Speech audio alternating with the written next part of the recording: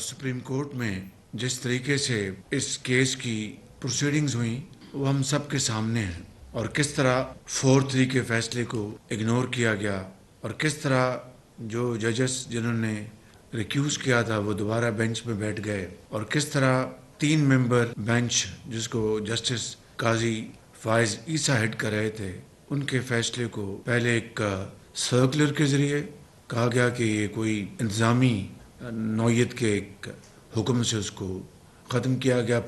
एक करारदाद पहले ही पास हो चुकी है। कल उम्मीद है कि इंशाअल्लाह एक और करारदाद हाउस में पेश की जाएगी। हुकूमत का अदालती फैसले पर आज कौमी असम्बली में करारदाद लाने का ऐलान। वज़ीर-ए-आज़म की ज़ेर सदारत हुकूमती इत्तेहादी जमातों का इजलास। शहबाज शरीफ ने कहा एक करारदाद पहले मंजूर हो चुकी, उम्मीद है एक और करारदाद मंजूर की जाएगी।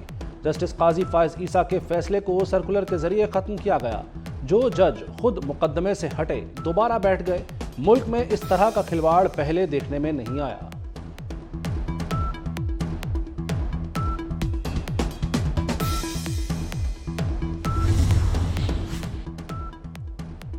इलेक्शन कमीशन ने पंजाब में इंतखाबात का शेड्यूल जारी कर दिया। सुप्रीम कोर्ट के फैसले की रोशनी में पोलिंग 14 मई को होगी। कागजात नामजदगी के खिलाफ अपीलों पर समाअत 17 अप्रैल को मुकर्रर। उम्मीदवारों की हतमी फहरिस्त 18 अप्रैल को आवेज़ा की जाएगी। निशानात 20 अप्रैल को अलॉट होंगे। जनरल फैज के हाथों यरगमाल बनने से साफ इनकार कर दिया, जिसने उस वक्त के DGISI को के आगे दीवार बन के खड़ा हो गया। उसने कहा नाइंसाफी नहीं करूंगा। हर किसी का नाम लेगा, जनरल बाजवा का नाम भी लेगा, हर किसी का नाम लेगा, लेकिन उसके मुंह से कभी जनरल फैज का नाम नहीं आया। क्या कभी किसी अदालत ने किसी डिक्टेटर को नाअहल किया?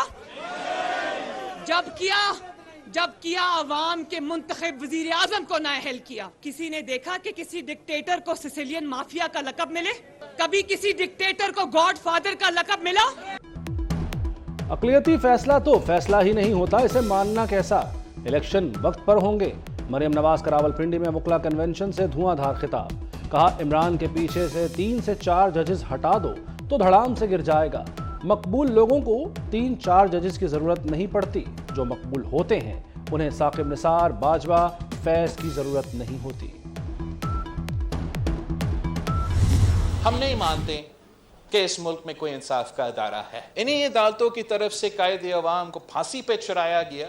इनमें इतना शर्म नहीं है। इनमें किसी जज में, किसी चीफ जस्टिस में 1970 से लेके आज तक किसी को यह ख्याल नहीं आया। पूरे पाकिस्तान को वो लेक्चर्स देते हैं कि कौन करप्ट है, कौन करप्ट नहीं है, कौन सिसिलियन माफिया है, कौन सिसिलियन माफिया नहीं है। हम नहीं मानते इस मुल्क में कोई इंसाफ का इदारा है। इन्हीं अदालतों ने कायदे अवाम को फांसी पर चढ़ाया। ये लोगों को लेक्चर देते हैं कौन करप्ट और कौन सिसिलियन माफिया है। वज़ीर ख़ारजा बिलावल भुट्टो का भी जारहाना अंदाज। बोले भुट्टो की तीसरी नस्ल इंसाफ मांग रही है। आज तक किसी जज ने शहीद भुट्टो का केस नहीं सुना। इदारे में चंद अफराद जिद पर उतर आए हैं। अगर सियासत करनी है तो तैयारी पकड़ें, आपका सियासत में मुकाबला करेंगे।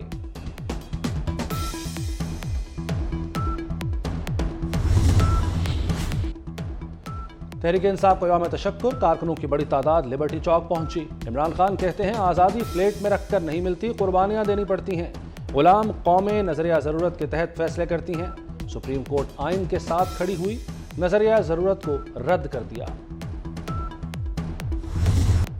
इलेक्शन होंगे लेकिन अपने वक्त पर। एक आदमी की जिद और हठधर्मी काबिल कबूल नहीं। राना सनाउल्लाह का दो टोक मौक़िफ़। कहते हैं मुतनाज़ा इलेक्शन मुल्क को अफरा तफरी और अनारकी की तरफ लेकर जाएगा। अब भी मुतनाज़ा अंदाज से इलेक्शन कराने की कोशिश की जा रही है। कभी सिलेक्टेड नहीं हुए, ना अब इलेक्शन से घबराने वाले हैं।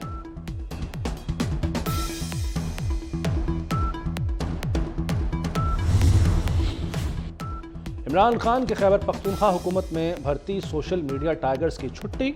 निगरान हुकूमत का PTI दौर में भर्ती सोशल मीडिया इन्फ्लुएंसर्स को फारिग करने का फैसला। महकमा इत्तलात ने इन्फ्लुएंसर्स का एजाजिया और तनख्वाह रोकने की सिफारिश कर दी। कहा प्रोजेक्ट के तमाम उमूर बंद हो चुके, मजीद जारी नहीं रख सकते।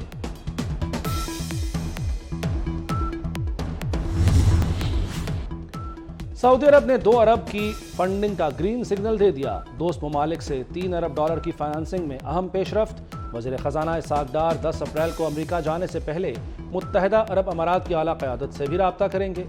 IMF को सालाना 900 अरब रुपए की सब्सिडी पर ताहाल एतराज़ है।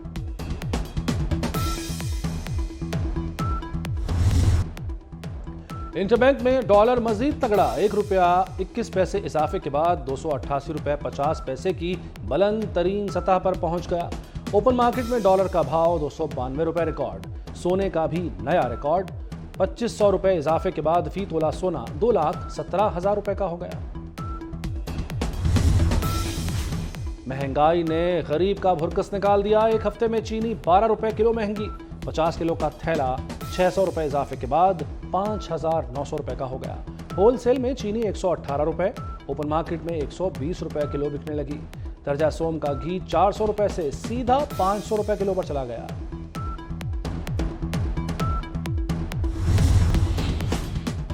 सिंध हुकूमत का अवाम को सेहत की मुफ्त सहूलियात की फराहमी के लिए बड़ा कदम। बिलावल भुट्टो ने गंबट में पहली हेल्थ सिटी और फार्मास्यूटिकल इंडस्ट्री का संग बुनियाद रख दिया। चेयरमैन पीपल्स पार्टी ने 2 अरब लागत से कायम फेफड़ों की पेवंदकारी के यूनिट का इफ्तिताह भी किया। कहते हैं गंबट हेल्थ सिटी के कयाम से मरीजों को बैरून मुल्क नहीं जाना पड़ेगा।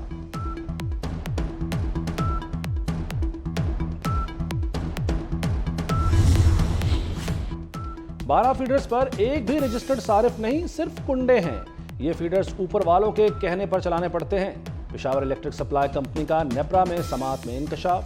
मेंबर नेप्रा मकसूद अनवर बोले, पेस्को 17% की अफरादी क़ुव्वत के साथ काम कर रही है। इतनी तफसील में ज्यादा न जाएं। चेयरमैन नेप्रा ने कहा कि इतनी तफसील में क्यों ना जाएं, दुनिया को पता चले कि हो क्या रहा है। 12 फीडर्स की तफसीलात भी तलब। लाहौर में आंधी और तूफान के बाद तेज बारिश की entry. Davis road, Iqbal township में मूसलाधार बारिश। इछरा, कोट लखपत, गड़ीशाहू, हरबंसपुरा पानी पानी हो गए। Shalimar link road, China scheme और जेल रोड पर जल थल एक हो गया। मौसम खुशगवार, रोजादारों के चेहरे खिल उठे।